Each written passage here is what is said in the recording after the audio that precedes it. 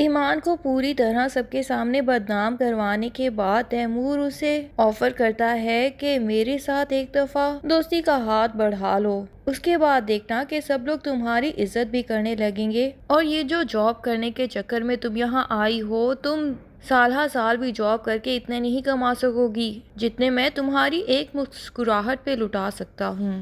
لیکن ایمان کو تو پیسوں سے بالکل غرض نہیں، ورنہ اس گھر کا سب سے زیادہ کامیاب بزنس مین اور سب سے امیر لڑکا تو تیمور ہی تھا۔ وہ اس کو پھنسانے کی کوشش بھی کرتی، اور جب اسے پتا چلتا کہ تیمور اس میں انٹرسٹڈ ہے تو خود ہی اس کی طرف راغب ہونے لگتی، لیکن وہ تو سب سے غریب نظر آنے والے بلال کی بھی طرفداری کرتی ہے اور سب کے اپوزٹ کھڑی ہو جاتی ہے بلال کی سائیڈ لینے کے لیے۔ وہ تیمور کی اس آفر کو دوبارہ سے ٹھکرا دیتی ہے، اور جب دیکھتی ہے کہ احد بھی اس کا ساتھ نہیں دے رہا بلکہ اس کے اوپر تیمور بھائی کو ہی فوقیت دے رہا ہے کہ تیمور بھائی کے اوپر تو تم الزام لگا رہی ہو، وہ ایسے کریکٹر کے نہیں، تو اب وہ یہاں سے جانے کے لیے تیاری پکڑ لیتی ہے، اور جب اس کے پیرنٹس آتے ہیں تو وہ خود بھی ان کے ساتھ جانے کے لیے دل سے تیار ہوتی ہے۔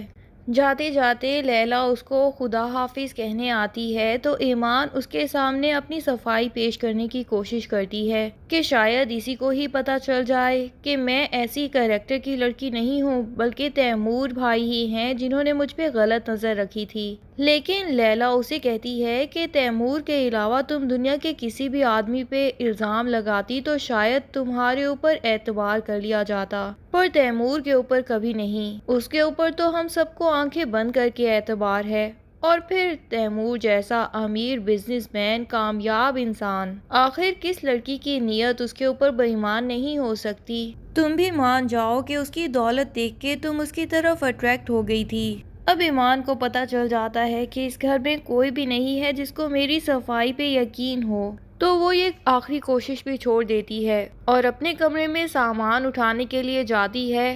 تیمور موقع دیکھتے ساتھ اس کے کمرے میں گھس جاتا ہے اور اسے کہتا ہے کہ بہت جلدی ہے تمہیں یہاں سے جانے کی، تم تھوڑی دیر کے لیے اپنا منہ بند رکھو تو میں سب کے سامنے کچھ ایسا کھیل کھیل سکتا ہوں کہ تمہیں یہاں روک سکتا ہوں۔ لیکن ایمان کہتی ہے کہ آپ کے سب گھر والے مجھے جھوٹا سمجھتے ہیں اور میں یہاں پہ اب ایک بھی سیکنڈ نہیں رکنا چاہتی۔ تیمور کہہ دیتا ہے کہ وہ تو تمہارے جانے کے بعد بھی تمہیں جھوٹا ہی سمجھتے رہیں گے اور تمہارے نام پہ ہمیشہ تھو تھو ہی کرتے رہیں گے۔ ایمان غصے میں تیمور کے اوپر چلاتی ہے اور کہتی ہے کہ میرا کریکٹر خراب آپ کے گھر والوں کے سامنے صرف اور صرف آپ کی جھوٹ کی وجہ سے ہوا ہے۔ آخر آپ کو کیا مل گیا؟ مجھے تو آپ کی یہ شکل دیکھنے کے بعد آپ سے اور بھی شدید نفرت ہونے لگی ہے، ایٹ لیسٹ بھائی بنے رہتے تو میں آپ کی رسپیکٹ تو کرتی۔ تیمور اسے کہتا ہے کہ احد تمہارے لیے وہ کچھ نہیں کر سکتا جو میں تمہارے لیے کر سکتا ہوں۔ احد تو ابھی مجھ سے سیکھ رہا ہے، میرے انڈر ہی ساری لائف کام کرے گا،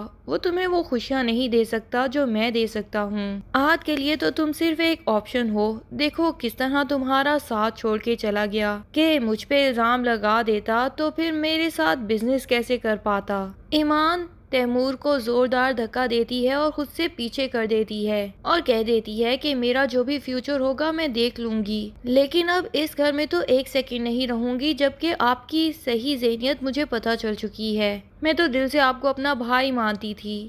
باہر دروازے پہ کھڑی زارا ان کی سب باتیں سن لیتی ہے، جسے پہلے ہی تیمور پہ شک تھا اب تو اسے یقین ہو جاتا ہے کہ ایمان نے جو تیمور پہ الزام لگایا وہ ایک دم سچ تھا، اور تیمور مجھ سے بالکل محبت نہیں کرتا بلکہ اس کی محبت صرف اور صرف ایک دکھاوا ہے، اور شاید وہ اسی لیے کیونکہ وہ اس جائیداد سے ہاتھ دھونا نہیں چاہتا جو کہ میری اور میرے بھائی کی ہے، جس کی بدولت ان لوگوں نے اتنا بڑا بزنس چمکا لیا ہے۔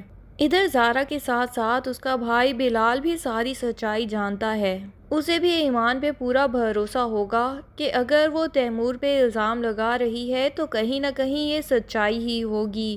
وہ تیمور کی نیت پہ پہلے بھی شک کرتا تھا اور یہ بھی جانتا تھا کہ تیمور جو زارا سے محبت اور سنسیریٹی کا ناٹک کرتا ہے وہ صرف اور صرف ان کی جائیداد کی وجہ سے ہے، لیکن فی الحال وہ ایمان کو بچانے کے لیے یہاں آ پائے گا یا نہیں یہ تو نہیں جانتے۔ ایمان اپنے کپڑے سوٹ کیس میں ڈال کے لے آتی ہے اور اپنے ابا سے کہتی ہے کہ فوراً سے پہلے مجھے یہاں سے لے چلیے، یہ لوگ بلا وجہ کے الزامات تراشی کر رہے ہیں اور میں اپنے کریکٹر پہ ایک بھی مزید الزام برداشت نہیں کرنا چاہتی۔ تو احد کی ماں فوراً مٹھائی لے آتی ہیں اور کہتی ہے کہ آپ لوگ مٹھائی کھائے بغیر کیسے جا سکتے ہیں؟ تیمور کی ماں پوچھتی ہے کس چیز کی مٹھائی؟ تو احد کی ماں بتاتی ہے کہ بھئی احد کا رشتہ طے ہو گیا ہے، اسی کی مٹھائی۔ ایمان کی آنکھیں تو پھٹی کی پھٹی رہ جاتی ہیں کہ احد کا رشتہ طے ہو گیا ہے، اور وہ ہے کہ کل تک مجھ سے چکر چلا رہا تھا۔ اب تو اسے یقین آ جاتا ہے کہ تیمور ہی نہیں، احد بھی صرف اور صرف میرا استعمال کرنا چاہتا تھا، اور میں ہی تھی کہ اس کے ساتھ محبت کر بیٹھی تھی۔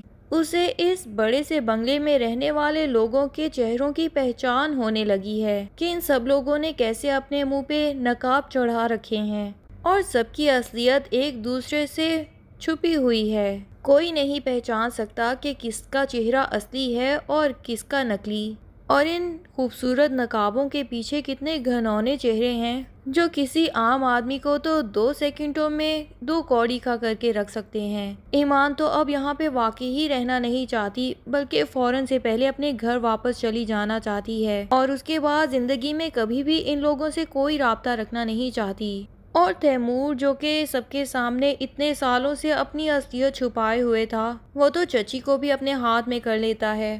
ان کو یہی شو کرواتا ہے کہ آپ کو جو لگتا تھا نا کہ میں ایمان کو احد سے بچانا چاہتا ہوں، دراصل حقیقت اس کے برعکس تھی۔ میں احد کو اپنا چھوٹا بھائی سمجھتا ہوں اور اس کو ایمان کے جال سے بچانا چاہتا تھا۔ اور پھر احد کے پاس جا کے بھی یہی شو کرواتا ہے کہ ایمان کا جو ریلیشن تمہارے ساتھ ہے وہ گاؤں میں اس کے کزن ثاقب کے ساتھ بھی ہے، اور اب میرے ساتھ بھی بنانا چاہتی تھی۔ اپنے بازوں پہ جھوٹے کھرونچوں کے نشان بنا کے احد کو دکھاتا ہے اور اسے یہی کہتا ہے کہ ایمان مجھے خود ہی اس بنگلے میں لے گئی تھی۔ احد کو ابھی بھی یقین نہیں آتا۔ وہ یہی کہتا ہے کہ تیمور بھائی، وہ تو آپ کو اپنا بھائی سمجھتی تھی اور بہت ہی عزت دیتی تھی۔ اس کے دل میں ایسی کوئی کھوٹ ہوتی تو آخر کبھی تو پتہ چلتی۔ پر تیمور اسے یقین دلانے میں کامیاب ہو جاتا ہے۔ اسے ایمان کی کھوئی ہوئی جیولری دکھاتا ہے اور وہ پائل بھی دکھاتا ہے جو کہ احد نے ہی اس کو گفٹ کی تھی، اور پھر بتاتا ہے کہ یہ سب چیزیں اسی بنگلو سے ملی ہیں۔ وہاں وہ آج تو مجھے لے گئی تھی اور پتہ نہیں پہلے کس کس کے ساتھ جاتی رہی ہے، تبھی تو اس کی یہ نشانیاں وہاں پہ گری پڑی ملتی ہیں۔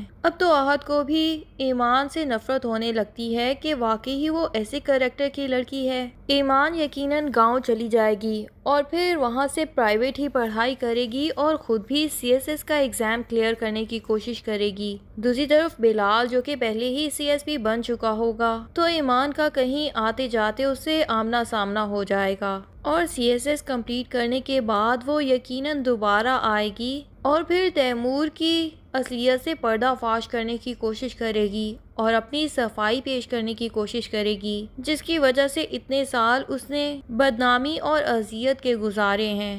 کیا ایمان اپنی صفائی پیش کر پائے گی اور بلال اس کی اس صفائی پیش کرنے میں کیسے مددگار ثابت ہوگا؟ یہ سب جاننے کے لیے ڈرامے کی اگلی ایپیسوڈز کا انتظار کیجیے۔ تب تک کے لیے اللہ حافظ۔ ویڈیو پسند آئے تو لائک اینڈ کمنٹ ضرور کر دیں اور چینل کو سبسکرائب کرنا نہ بھولیے۔ Thank you.